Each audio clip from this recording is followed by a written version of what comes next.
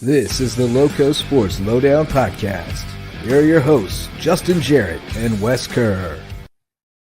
Fighting the technology on a Father's Day Sunday evening. Justin Jarrett joined by Wes Kerr, as always, for the LowcoSports Lowdown, coming to you live on Sunday evening, Father's Day in 2023. And I just wrapped up my Father's Day with a little family movie night, so we're getting a little bit of a late start here. But Wes, I understand you had a great day with Pops as well, got to the beach and stuff. So everybody enjoying Father's Day. I got my nap watching TV earlier this afternoon, so that was nice. I'm feeling all rejuvenated watching the end of this West Coast U.S. Open. But how you holding up over there, buddy?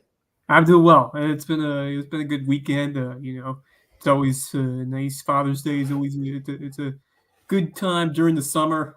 You get to go to the beach. Just get to hang out with your father, and it's always one of the better times of the year. And of course, a lot of sports on as well. You normally get the U.S. Open baseball, stuff like that, and you're getting ready to I believe take your Waves team to a big tourney in these next few days, so that's exciting. But no, it's great honor, Father's Day. I mean, you talk about all the tasks that especially as a coach that you have to take on, and it's a lot. And we definitely thank all that our fathers do, and especially those baseball dads who go over the top to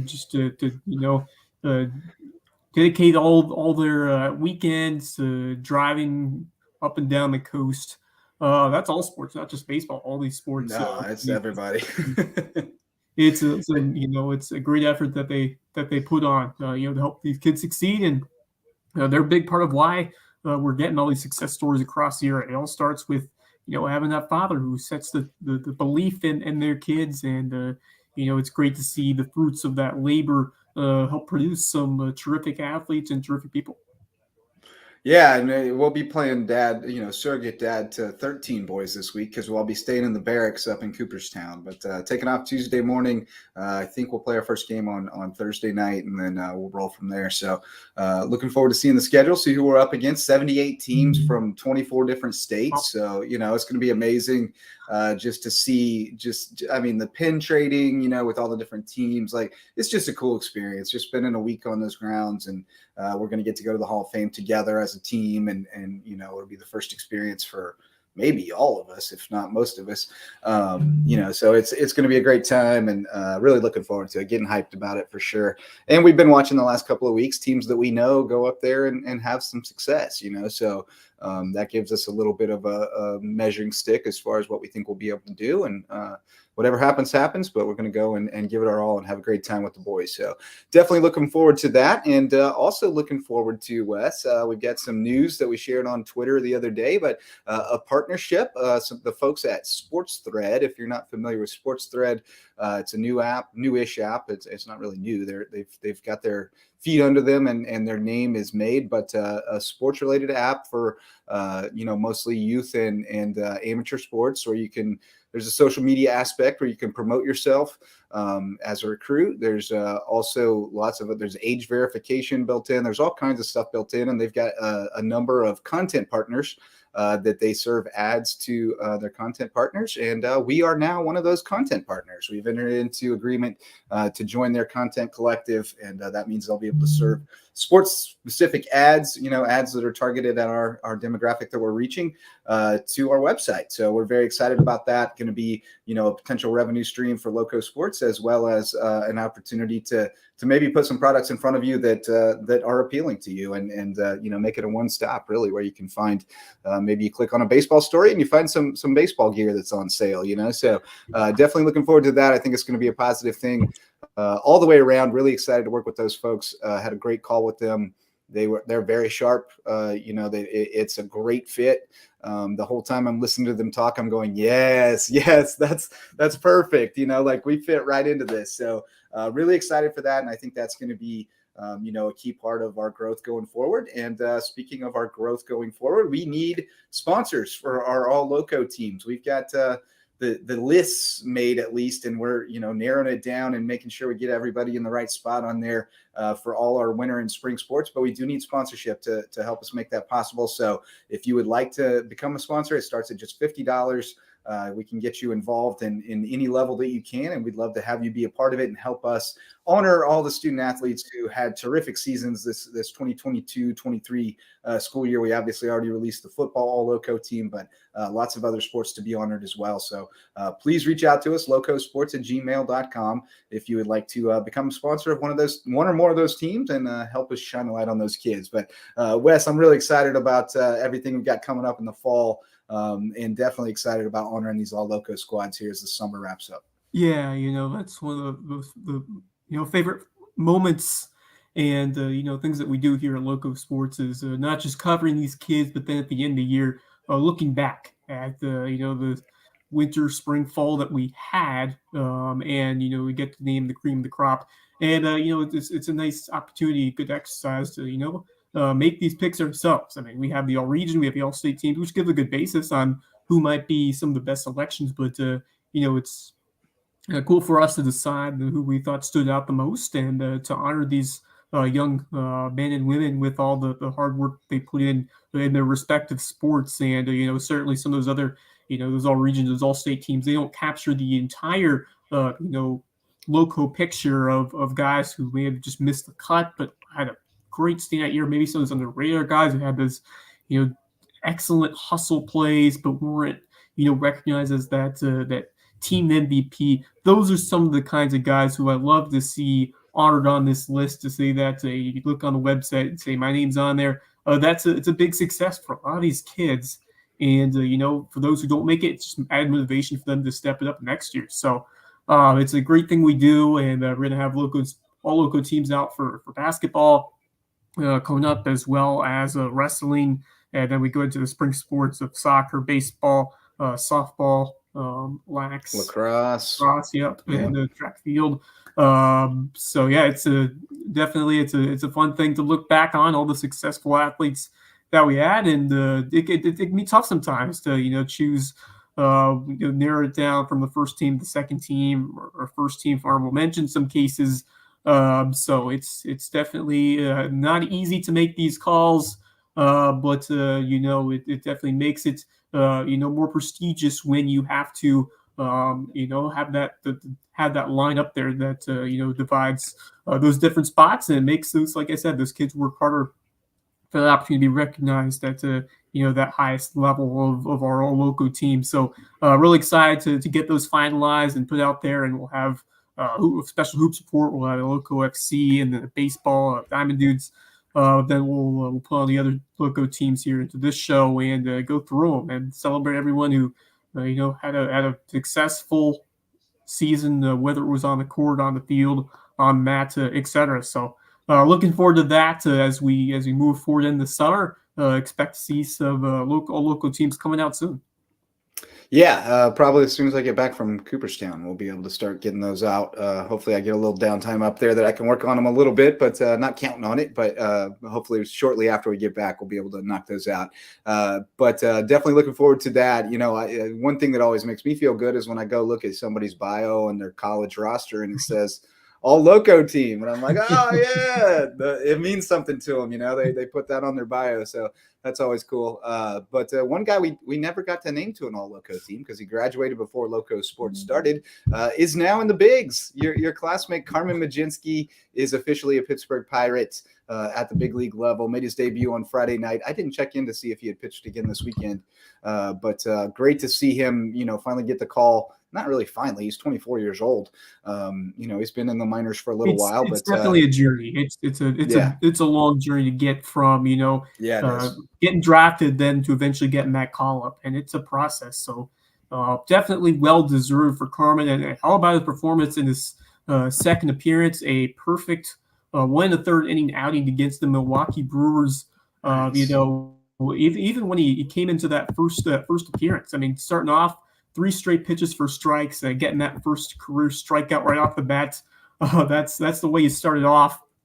But you talk about a guy who comes in and shows off a strong set of control with his pitches, that's going to take you far, especially when you can throw strikes and limit the amount of free passes that you give up. If you can consistently do that at the major league level, there's going to be a home for you. And obviously, such a small sample size so far, but he looks very refined. He looks confident out there, and looked like he was primed for that moment when he got the call. And against a pretty strong Milwaukee offense, of course, he did give up that solo home run. Of course, we got that Lowco trivia question now. Who Joey Weimer. Joey Weimer. Yeah, Joey Weimer was the first one, but he got Yelich to ground out the next inning. That was pretty nice, but he got out of it without. You're going to give up some solo shots. You're a power pitcher in the bigs. Somebody puts a barrel on it. I mean, there's a lot of home runs right hit these days. The velocity's right there, and there's so many guys who can put a barrel on the ball, time it up, and that ball's gone. I mean, that's the way it works, and you have that welcome to the big moment. I don't care who you are; it's going to happen to you at some point. So, you just no shame in giving up a solo home run. I mean, obviously, you want to avoid the free passes, avoid the walks, and try to induce as much sweet contact as possible. But all in all, first two appearances, I can't be much more impressed from what I've seen so far. The poise so far in the control of Kerr starting off here in the major leagues. Yeah, you see, he gets a strikeout, and then he probably gets a little barrel chested, and he throws one, gets a little bit too much of the plate, and they run it out of the yard, and then he gets a little shell shocked, and he walks the next guy, but then he settled in, and he got the next two guys. He got Yelich to start the next inning, and then comes in today and retires the four batters he faced. So it would seem that he's making the adjustment just fine, and with the shambles that their bullpen was in the last couple of weeks, with Zastryzny went on the IL, which cleared up the spot for Carmen. But now that he's on the 40-man, I would see him kind of being on a shuttle back and forth at the worst case the rest of the year, because you've already used your option, for this year. So you can run him back and forth as many times as you want. But I could also see him sticking, because they've got some young guys who have been in that pen who haven't been super effective lately. So I could see somebody else going down when Zastryzny comes back, and Mlodzinski could stick there and might not ever go back to the minors. You never know. So we'll see. I mean, I still think there's a possibility he goes back to the minors to get stretched out to be a starter at some point too. I know they've converted him to the bullpen for now, but I do think that, going forward, depending on what they do with their roster, he's still a guy that they could see as a potential starter down the road, and you would probably send him back to the minors to stretch out for that. So we'll see what happens with him, but certainly he's off to a great start, and climbing the mountaintop, getting to the bigs is a huge accomplishment in its own, and then sticking around there is the trick. But it looks like he's got the stuff. He's definitely got the mentality. He's most certainly got the work ethic, and the Pirates have a need right now. So I think he's going to stick it out there for a while. Yeah, but great to see Hilton Seahawk back in the bigs after Ryan Kelly got up there for a year. Then we saw Asher Wojciechowski from Hardyville, I believe, who had a pretty. He was born in Hardyville, Coastal Carolina Hospital, but played high school ball at Beaufort High, and then went to the Citadel. Nice. Yeah, so Asher had a good run. Had a good run. Yeah, had a great 2019 with the Orioles.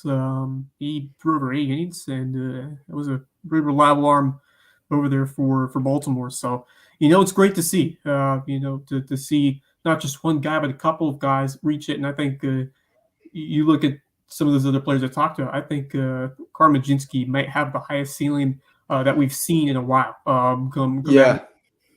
I think the upside with his ability to control the strike zone from what I've seen so far and find a way to adjust. I mean, that's what he's going to do his entire career. When you're looking at just in the minor leagues, when he had some struggles early on, he tweaked some things, he fine-tuned some things, and came back this year and really dominated for the most part AAA Indianapolis, and deservedly gets the call. So they named him one of the most hardworking players in that organization, and very, very well deserved, and just really cool because you look back to Lowco Sports, and one of the first articles you wrote was about why Kerr Mlodzinski may not get drafted, and guess what? Now he's in the major leagues.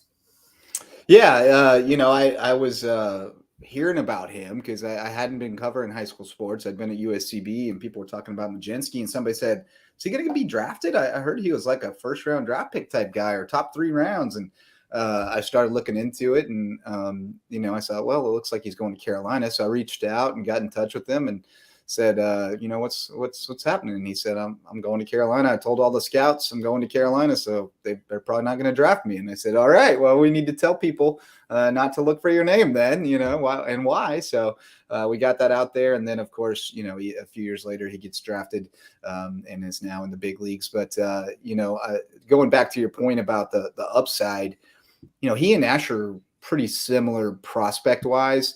They were both picked into that first round, sandwich picks. Asher was a all conference of the year, pitcher of the year type guy at the Citadel. Carmen probably had a little bit more profile coming out of high school for sure. And probably a little more coming out of college just because Carolina and the prestige that comes with that, but it's very similar, and both big, strong build pitchers, right-handers. So I think that's a good comp for him. And, I think that 6-year journeyman type career is kind of the low bar for him. I think that's kind of you expect him to at least kind of put together that kind of career, and it could potentially be much more than that. So, it could also go the other way. He could have an injury or things can happen that could shorten Especially it. But certainly, yeah. You could have Tommy John and never really come back from it. There's a lot of things that can go wrong there, but he's certainly, he's got the profile to stick around in the big leagues for a long time, and big, strong body should be able to endure for a long time. And we got some more Hilton Head dudes on the way coming up through the ranks because they're kind of dominating in the local district tournaments. At least the Ozone team breezed through their tournament. The coach pitch team is in control of their tournament up in Beaufort and or Walterboro, I believe. I'm not sure which. One of them's in Walterboro, one's in Beaufort. But their Hilton Head All-Star teams are looking very strong. Man, that Ozone team, they made pretty easy work of folks. Although I have to say that Jasper team was a great story and really scrappy bunch and really fun to watch too. And especially with the tragedy, just the sad news coming into this tournament. I mean, they made their town very, very proud with how they competed. The way they were able to hang tough, it looked like Bluffton was going to claw back and move on to that championship game. But Jasper's defense, especially their infield, excellent for that level. They made some star plays, some highlight reel plays in that part of the field, middle infield. That you don't see that very often at this level. And coach is doing a great job preparing these guys, especially having to have that sit on that lead 11-6, 3 outs left to put away Carleton County. Then they had to play another game and beat Bluffton.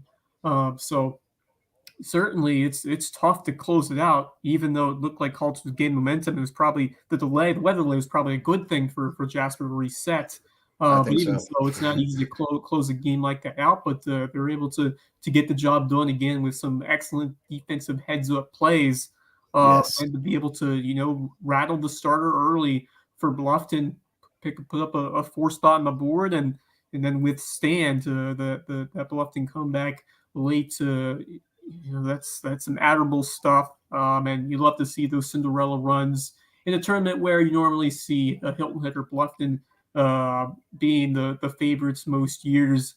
What we saw over there with that Jasper team, really encouraging to see that kind of success from that area to come in here and to put on an extra show. So that's great to see development for those area schools. You love to see that from across the Lowco, and that's a good sign over there for that Jasper program. But that Hilton Head team, they were not going to be denied. Spectacular hitting across the board. And then you look at those top arms and that last one coming in, sealing the deal, just pumping in some Colt Sparger. Yeah, he was. Yeah, I would say he was mid-60s the other night.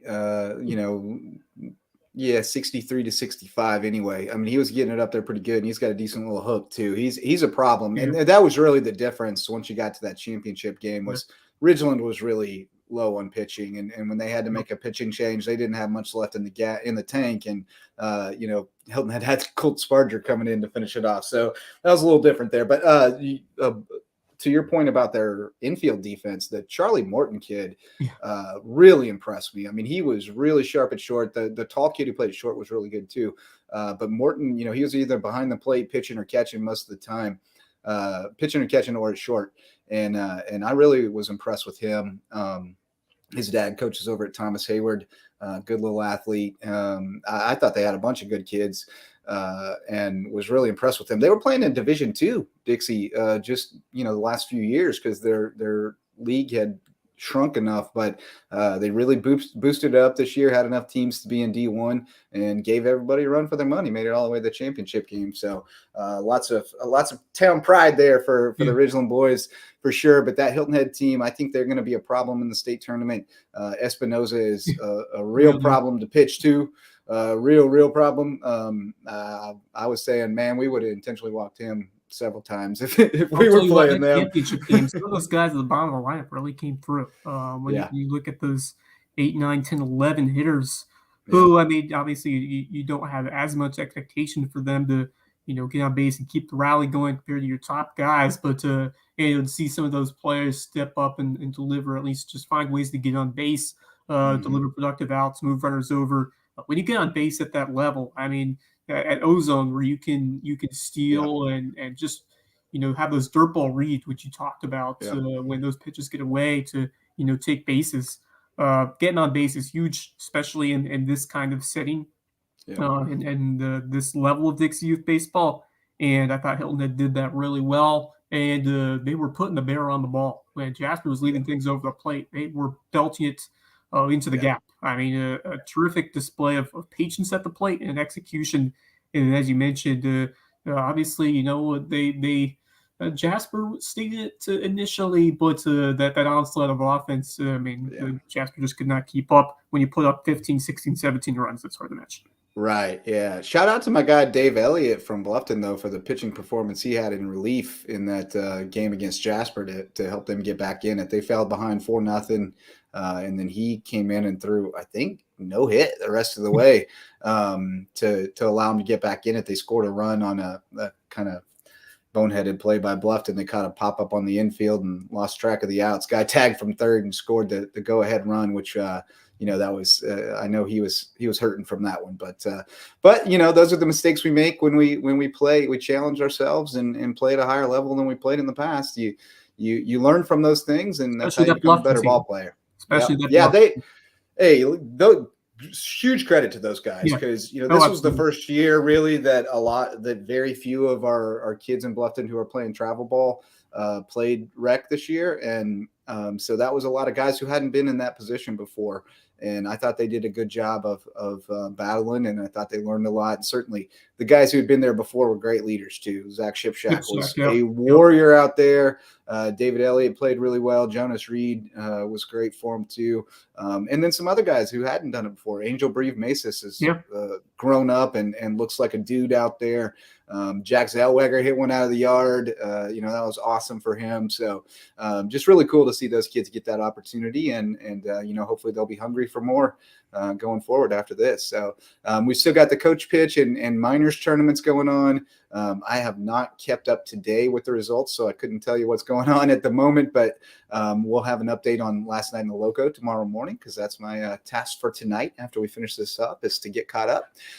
But certainly Hilton Head was off to a great start in that coach pitch tournament. They were rolling everybody, and I'm sure the Bluffton Miners team I think will be decent too. So pretty good actually. A lot of the Waves 10U guys on there, so I think they'll be pretty solid. So we'll see if they can give Hilton Head a run for their money and keep them from sweeping all the divisions except the rookie league. The rookie league Bluffton got that one, but I don't think Hilton Head fielded a team in that one, so can't really count that one. But well, Wes, we're coming up on the half-hour mark, so let's take a quick break here from our sponsors, and then we'll come back and talk all kinds of football and check in on some softball players and the U.S. Open, which is about to wrap up over here before we call it a night here on the Loco Sports Lowdown. We'll be right back with more. Hey Loco sports fans, this podcast and all of our grassroots local sports content are made possible by support from community sponsors, including Mickelson Law Firm, the official real estate attorneys of Loco Sports, and the presenting sponsor of our Hilton Head Christian Academy coverage. Our original sponsors are still among our greatest supporters. Ryan and Tiffany Mickelson are community pillars who will be in your corner no matter your legal needs. When you need legal representation, call on the attorneys who support Team Loco. Call Mickelson Law Firm. Hospice Care of the Lowcountry, the official hospice provider of Loco Sports, and the only not-for-profit hospice in southern Beaufort County. For more than 30 years, the committed, compassionate staff at Hospice Care of the Lowcountry have been there to ensure your loved ones find comfort, honor, and dignity at the end of life. Because at Hospice Care of the Lowcountry, it's not about dying, it's about living. Homegrown Home Inspections, the official home inspectors of Loco Sports. Jan Lucas and his team provide thorough, detailed home inspections aimed to ensure everyone goes into the transaction with open eyes and confidence. Jan would rather reveal an inconvenient truth than look the other way and provide reassurances that could come back to burn the buyer in the long run. If you're looking to buy or sell a home and need an honest, reliable inspector, call on Homegrown Home Inspections, official sponsors of Loco Sports. DDS Web Design, official SEO experts of Loco Sports. If your business or organization has a website and you're trying to figure out what SEO is, you need to call on Denise and Dave Sinkovich at DDS Web Design. They'll provide a free consultation and do all the behind-the-scenes work to boost your search engine optimization and get your website found online so you can take your business to the next level.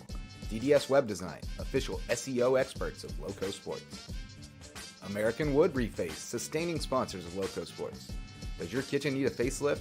Before you start picking out new cabinets, give Ben and the team at American Wood Reface a shot. They can reface your existing cabinets to overhaul your aesthetic without the hefty price tag and reimagine your kitchen at a price point you can manage. Be sure to tell them Loco sent you because every referral helps support Loco Sports. 4M Metals, sustaining sponsor of Loco Sports. Got metal? Your roof might need it. Metal roofing advantages include better energy efficiency, weather protection, longevity, a more aesthetically pleasing design, and the product is all green. So if you've been thinking about a new roof, go metal. Let 4M Metals be the difference in your roof. Jay's Barbershop. It's the talk of the town and the place to be in Ridgeland. If you need your ears lowered, head over to Jay's for a fresh cut and great conversation with good folks. And tell them Loco sent you. Local Pie, official pizza sponsor of Loco Sports. They sling some of the best pies in the Loco, and my kids say the mac and cheese is the best around. Hungry? Hit up Local Pie, longtime supporter of Loco Sports. Barefoot Floor Care of the Lowcountry, the official floor cleaners of LowcoSports.com. If your feet tell you your floors need cleaning, call on Barefoot Floor Care of the Lowcountry. They provide residential and commercial services, including cleaning carpet and area rugs, tile and grout, upholstery, curtains and drapes, mattresses, and more. But most importantly, they'll get those floors so clean, your feet will thank them. Barefoot Floor Care of the Lowcountry. Hilton Head Prep is a sustaining sponsor of Loco Sports, and we tell you all about the Dolphins' athletic exploits. But did you know it's also the #1 ranked private K-12 school in Beaufort County and ranks in the top 2.5% of schools nationwide? Visit hhprep.org to see what Hilton Head Prep has to offer. Beaufort Academy is a sustaining sponsor of Loco Sports, and we love covering the Eagles. With a student-to-faculty ratio of 7-1 and an average class size of 14 students, Beaufort Academy could be just the educational solution you're looking for, with more one-on-one attention. BA has a strong history of working with the whole child to prepare each student for college and life. Check them out at BeaufortAcademy.org. Thank you to all of our sustaining and supporting sponsors for their support of LowcoSports.com. Go Loco! All right, we're back here on the Loco Sports Lowdown. Justin, Jarrett, and Wes Kerr. And Wes, we're going to have to refresh those ads soon. We're looking for for some new sponsors for the next school year, and certainly looking forward to bringing on some new community sponsors to help support what we're doing here and trying to shine a light on all these kids and all these teams in the Lowcountry who are doing great things and get lost in the shuffle a little bit, because we're kind of here in a little corner of the media market where not a whole lot of people pay attention to us, but we're paying plenty of attention. We're keeping you posted on what's happening around the Lowco. So would love to have your sponsorship here and get your business featured on LowcoSports.com and on all of our shows. But Wes, we promised some high school football talk. I know people are eager for high school football, including us. I'm already starting to work on some preview material and thinking ahead to football season a good bit. Can't help myself, but and it doesn't hurt when there's all kinds of news coming across on Twitter. We got recruiting offers and scholarship offers and stuff coming out. We've had a bunch of them recently, it feels like, and some of it comes from the 7-on-7. The Bluffton team went up to UGA for a huge 7-on-7 tournament the other day. Lots of scouts in attendance, and Carnell Warren continues to turn heads. Transfer from May River, didn't really get on the field too much last year, but is now at Bluffton and looks like kind of the Jalen Linder era parent. They're going to plug him into that role, let him go deep, go up and get it. And looking at the highlights he's putting out on Twitter, it's looking like the experiment is working out pretty well. And he just got an offer from Georgia Tech, which is pretty big time. So Carnell certainly turning some heads out there this summer. Yeah, he's the real deal, and great to see him shine at these big stages, at these 7-on-7s. It's a great opportunity for these kids to get their name out there. And obviously, it's a different format. It's never going to be a complete simulation of what you see in a 4-11 football game, especially for the skill guys.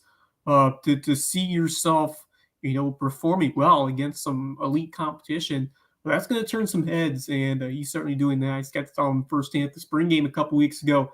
But I liked from what I saw. He's got some excellent plus speed athleticism to go grab those jump balls, and he's got a little bit of height as well. But he really fits the mold of that explosive guy.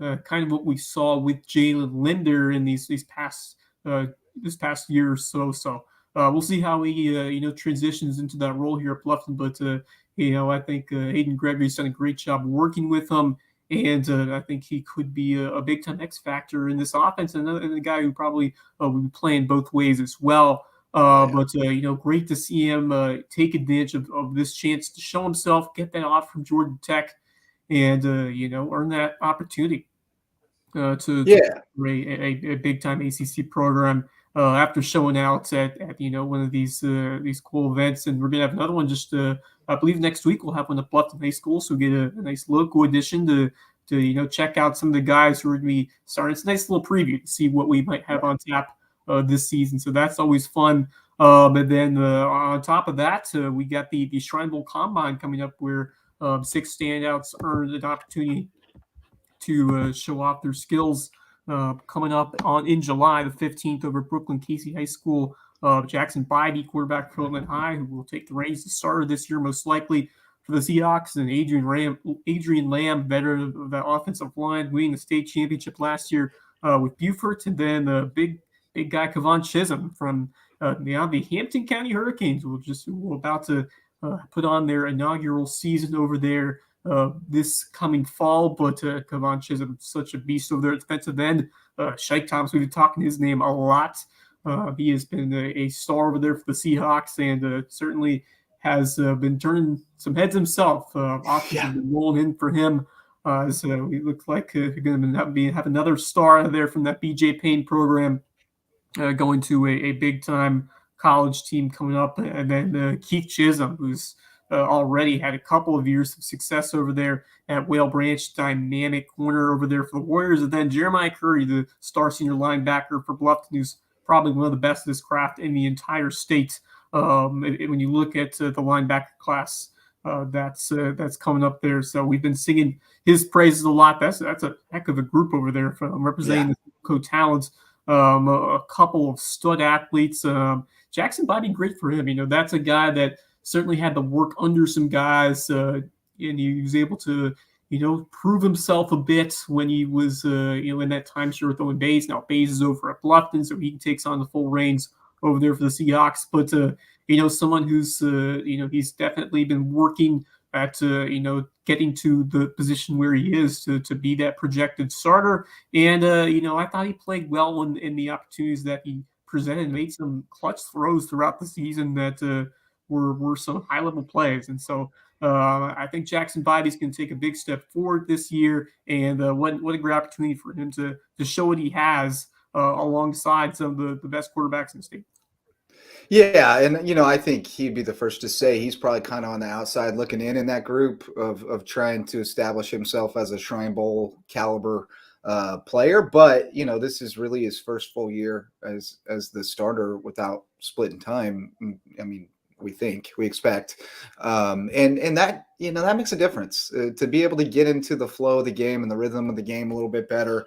I think it can be difficult when you're in for a series, out for a series, to kind of get in that flow. So, I think he'll benefit from that. And if you look at, what he's doing as far as camps and showcases and stuff, he's putting in the work. He's trying to get to where he needs to be. And he's a very impressive, physical specimen and athlete. So he looks the part of the stereotypical pocket passer. We'll see what it looks like come game time, but he looks like he's definitely ready to lead that team. And, we'll see how he performs at the combine as well. That's a great opportunity for him to show what he's got. So looking forward to that. And then sort of local recruiting news. We don't cover him because he plays out of our area, but he lives right over here in Palmetto Bluff. Logan Brooking, tight end from Savannah Christian, whose father you probably know as all-pro NFL linebacker Keith Brooking. He landed an offer from Clemson, which is a big one for him. Obviously, when you've got that NFL pedigree, that's a check mark for you. And then he checks a lot of boxes. He's a big, strong kid, fast. Definitely looks like a D1 prospect to say the least, and Clemson on him. So definitely he's a high-end D1 prospect. And when you have that pedigree, someone who has done it before, that gives you an edge in this recruiting game, in this process. But, you look at the measurables, and he looks the part, 6'4", 230, wingspan 77. He's got the grades as well. Really the complete package of someone who's ready to produce at the college level. And, he's got an excellent frame. He has the hands to make big plays in the ball. And he's able to have that production, the blocking side of things as well.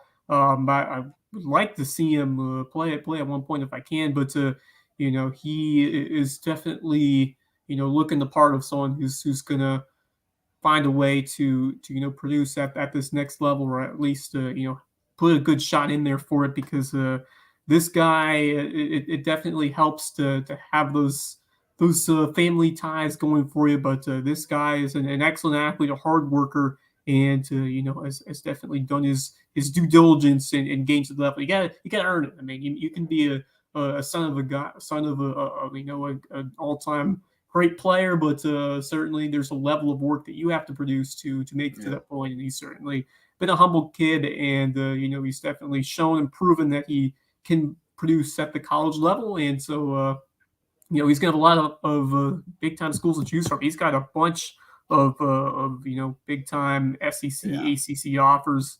Looking down the list, you got South Carolina was his first, but a bunch of others from the ACC, including the SEC, including LSU, North Carolina, Toledo, Florida, Michigan. So, I mean, he has certainly earned the opportunity. Georgia's got to come in on Brookings' kid, right? I mean, he's a Georgia Bulldog legend. Wait, he was a Georgia Tech guy, wasn't he? He was a Georgia Tech guy. Never mind. Wasn't he a Georgia Tech guy? Is that right? Yeah, I was going to say Georgia's got to come. They might not come in if he was a Georgia Tech guy, so they can't come in. But that's cool to still see someone from our area have that level of success and be able to translate that to the next level is pretty cool. Like I said, haven't really been able to see him play much, but it looks like that guy, he fits the bill of a strong high school tight end, and someone who you could definitely make that transition with good coaching and that work ethic, which I think he has adopted from his father and from his coaches. So he's on a great path, and good to see someone here from the Lowco with our ties, have that kind of success and potential getting ready to go to the college level. Yeah, and I think a big part of why coaches are so high on pedigree kids is not so much about the genetics as the fact that somebody who lives in their house knows what it takes to get there and is going to give them the roadmap. And so you've got a kid who's coming in with an understanding of the work ethic that it's going to take, the grind that it's going to be. They've talked to someone who's lived through it, and that's a little bit that's a little bit different thing than kids who have just been told how great they are all their lives and they're going to be this and that. When you played in the NFL, you're going to tell a kid, hey man, it's hard. I saw a bunch of really good players who didn't make it. And, so it's a little different aspect, a little different perspective. And I think that's one of the valuable things about having guys like that in your program. But to shift gears a little bit, you had a note on here about Alyssa Rose, the high school, the softball star from Bluffton High School, capping off her career with all-state honors and then getting to play in the All-Star game. I think maybe a couple of others got to play in that, but I did see her dad post some information on Twitter. Yeah, and then a bunch of those girls are playing in big tournaments this weekend. They're all playing travel ball. So yeah, I believe Alyssa Rose earned the opportunity after the All-State team was mentioned. She was earned the opportunity to play in the All-State game. So. Right. I believe she was the only one list I saw, although there may have been some more. But I know Alyssa Rose showed out in that game, and now she's getting ready to be a USCB Sand Shark. I got to see her hit a home run at Bluffton, and her poise of the plate. You could tell that she was a college-ready softball player. She looked the part when she walked. Just when she walked the box, had that poise, that readiness to step in there. And do a job. That's what coach will tell you. Do a job, move a runner over, find a way to get on base. And she's got that added power with her bat. And once again, I go back to that amazing interview that you did with those Bluffton girls. What a fantastic group of young women who have not only shown the dedication on the field, but also in the classroom, and that willing to, strive to be better people. And better leaders. And the college process is certainly not an easy one at all. It takes a while to kind of find the right fit, and it's a different fit for everyone. But I just love the way that they approached it, how they took every step in stride. Just were so grateful for the people who brought them to the point that they were at, and the entire process of what it took to continue to play the sport that you love at the next level and get education out of it. And many times reduced or free education through scholarships. So certainly it's not easy. It's not easy. Any point in that path, you have to go through hurdles, both athletically and academically. But all these young ladies have taken it in stride. Alyssa Rose is a great example of someone who has done a great job. Not just on the field, but just a great example and great model of a leader and someone with that innate drive to succeed. So I cannot wait to see her take the field of the USCB Sand Shark. Just so great to see, Lowco stars continue to play in this area and, produce at the college stage, get to see them throughout that entire process, grow up from a young girl to a fantastic young woman. And now we get to see her for at least a couple more years. Yeah, and we haven't had a lot of local kids stay and really be impact players for baseball or softball. Ashley Lehman certainly was, came from Thomas Hayward and was a star pitcher for USCB for 4 years. But it's been, pretty sparse. So it's going to be cool to see her playing for the hometown team and to testify to her ability at the plate. Wes, she had 9 extra base hits in 42 at bats this season.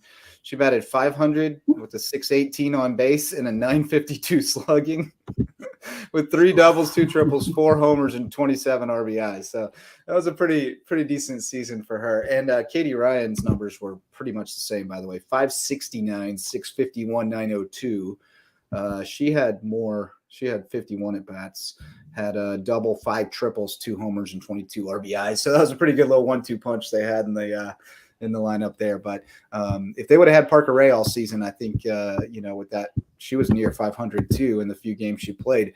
Have her at the top of the lineup setting the table, I think it could have been different for them.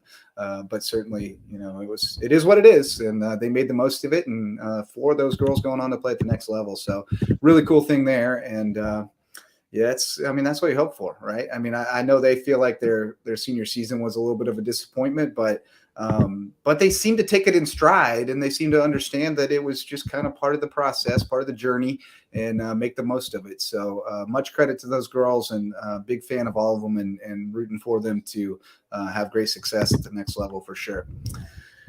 But Wes, let's before we wrap it up, let's check in on this U.S. Open. It's just gone final. Wyndham Clark is your Brady Sacha. You may know if you listen to any of our golf podcasts that Brady Sacha is the proud owner of a Wyndham Clark putter used at the CJ Cup that was handed over to him behind the 18th green when Wyndham was not so happy with his putter. Well, the one he had this weekend seemed to work all right because he is now the U.S. Open champion. And if you go on eBay tonight, you might be able to find a Wyndham Clark putter. Yeah, that's used.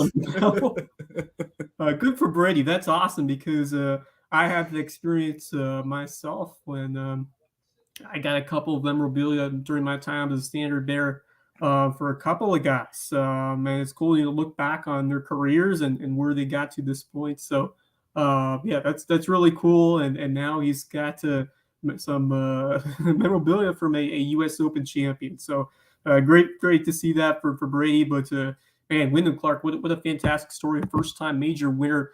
He did just win the Wells Fargo about a month ago. So you talk about, leading on what you did well during that victory when you won the Wells Fargo and picking it up, carrying it over to a major championship, just his 7th major start. But his ability to really weather the storm and withstand a couple of different moments where he was pressured and giving the tournament up. You look back at this final round when Rory McIlroy was right on his tail, but his ability to bounce back from a couple of tough moments during that round. Back at the 8th, a bogey on that par 5, made a fantastic recovery on 9, and then that again on 11 on a pair of par 3s. And that Los Angeles Country Club, there were some low scores for a U.S. Open, especially when you look at U.S. Open in the past where sometimes, even par 100, 200 will win it, but saw a little bit lower scores this time over in L.A. But I will tell you that when you look at this golf course and how and what these players had to do, I mean, it punished you if you missed just by a fraction and you hit that long grass. That Bermuda rough is brutal, man. Yeah. It's so tall and grabby. Oh, it lays down in it, and it was Ricky Fowler. We saw Ricky Fowler had a tough situation today. Rory McIlroy he hit a bunch of greens today, but he did miss on one in the back 9. It ended up costing him there, and then you look at that bogey on 14 on the par 5 late in that round. He was pretty steady, but just couldn't find a way to get that putter going down the stretch in this tournament. But credit for Wyndham Clark showing the mettle of a champion to be able to.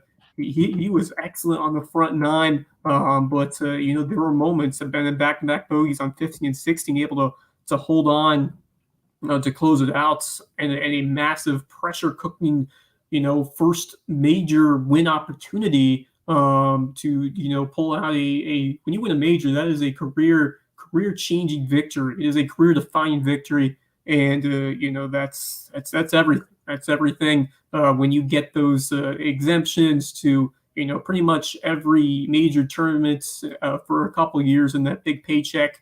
But it's great to see. It's always a good story to see a first-time guy win a tournament, like especially at the age of 29. Someone who had to battle his way to getting those opportunities. He had to go through the Web.com tour, which of course now is the Korn Ferry Tour. But, just winning his first PGA Tour event last month at Wells Fargo, having that experience of and we talked about that with Bryson Nimmer, being able to win big tournaments, being able to prove itself, I can do it. and I can withstand pressure from the best golfers in the world. To be able to know that he did it in the past at a Wells Fargo Championship, which is a very prestigious tournament over in Charlotte, and then be able to translate that to the biggest stage at a U.S. Open, where every shot matters so much. Yeah. You just look at those saves at 9 and then at 11, what that did for his ability to hang on and win this tournament. Everything is magnified. All the eyeballs are watching compared to a normal week on tour. And the ability to withstand that and to weather that storm on a very difficult golf course, that is not a quality that even every PGA golfer has. And so all the credit to how Wyndham Clark found a way to close it out. It's one thing to shoot that low score in a round 1 or a round 2 on a Thursday or Friday, to be able to combat not just the course, but just the mind games of going up against the best in the world, especially when you haven't won a major before. That's some great stuff there, great stories for Wyndham Clark, and now it's you've made yourself known as once you win that first one, it puts you up to an elite tier over there at the PGA Tour level and world golf rankings in general when you get that first one. So congratulations to Wyndham, and tough one for Rory, tough one for Ricky Fowler, who was right there. Led all 3 rounds and then let it slip away on Sunday. Tough to see that for him, but it's always like I said, always a good story to see that first time winner, especially someone who's had to work hard throughout a number of years throughout his 20s to get the opportunity to play on the tour, and then just a month after your first PGA Tour win, you win a major. That's awesome stuff. Yeah, I don't think he wins today without that win a month ago. I really don't. I mean, even yesterday he looked so confident coming in, and then today again. I mean, he's got Rory right on his heels. He's got to hit that shot at 18, hit it on the green to have a 2-putt to win, and he made a really solid stroke under tremendous pressure. So, I think that comes from confidence and having been there before. And certainly that win just a month ago, he was riding high. But, great for Fowler to get that top 5, though. He's kind of fallen off recently. He's a guy who won here at the Players Amateur when he was coming out of high school. And it was the next big thing. And, Clark is a great story, too. I mean, it's a sad story. He lost his mom to breast cancer when he was 19 and at Oklahoma State. 10 years ago, he ended up transferring to Oregon and finishing up there and then going professional. But, he almost quit the game.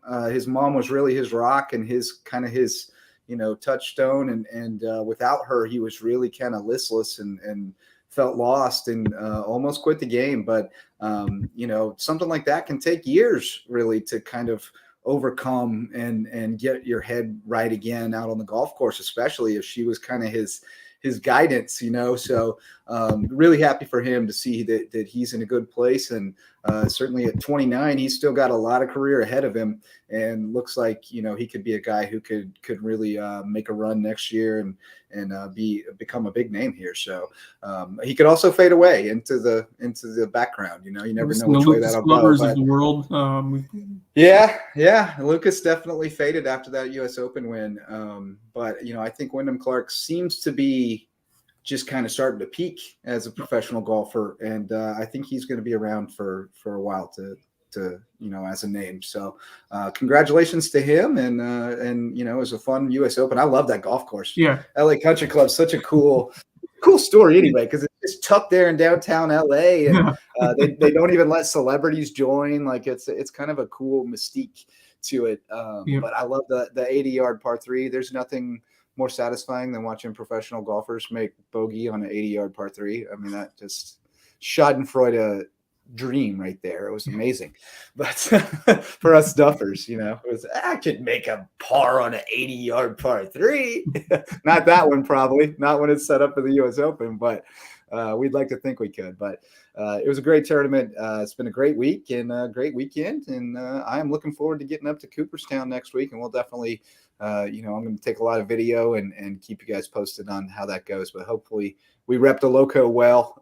We're the only team from the area making it up there this year. We had some from the Savannah area who had some Bluffton kids on them, but we're the only actual area team, I think, who's who's getting up there this summer. So hopefully we can rep the Lowco well and give you guys something exciting to follow here at home. So well, Wes, I think that's going to do it for our impromptu Sunday night Father's Day show. But we certainly want to send a happy Father's Day out to all the dads out there, fellow dads in my case. Like you said earlier, a lot of kids don't make it where they make it in sports without dad.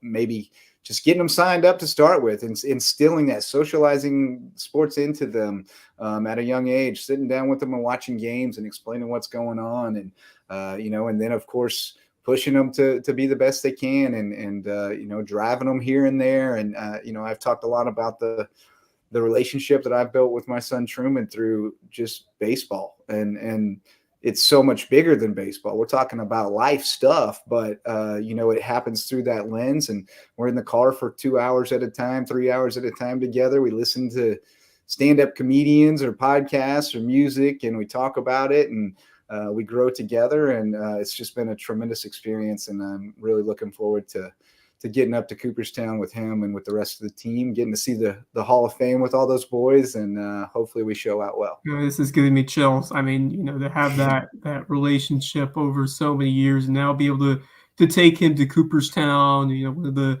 they call one of the meccas of professional sports and especially of baseball with all the history. And it's just a culmination of everything that you've done with, teaching him the game and teaching him how to play the game. And just instilling that faith. It's a long process, and just it's great to see the culmination of that and be able to see Truman play.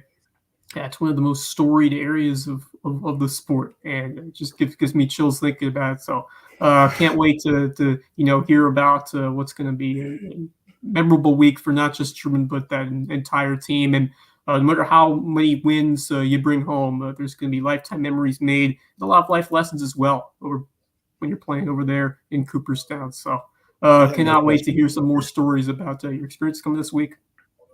Absolutely, man. I'll definitely gush about it, I'm sure, next week for sure. But, that's going to do it for this episode. Thanks so much to everybody who jumped on this Sunday evening to listen to us. And thanks to our sponsors who make it all possible.